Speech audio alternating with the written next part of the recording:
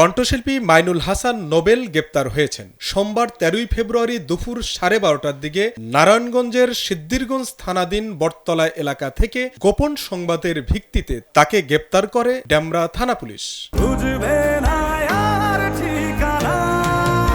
জানা গেছে, ভুক্তভোগী এক তরুণীকে বিয়ের কথা বলে নিজস্ব স্টুডিওতে একদিন আটকে রাখেন নোবেল। এ সময় জোরপূর্বক ভুক্তভোগীর আপত্তিকর ছবি ও ভিডিও তৈরির জন্য চাপ দেন।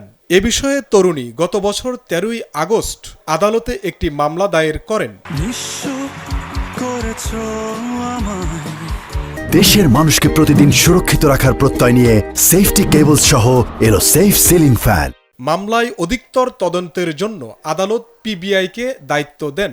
26 সালের 2 ফেব্রুয়ারি আদালতে তদন্ত প্রতিবেদন দাখিল করেন পিবিআই এসআই নুরুজ্জামান। ওই দিনই আদালত মাইনুল হাসান নোবেল সহ 4 জনের নামে ওয়ারেন্ট জারি করে। পরে ডেমরা থানা পুলিশকে নির্দেশ দেন আসামিদের আইনের আওতায় এনে আদালতে সোপর্দ করার জন্য।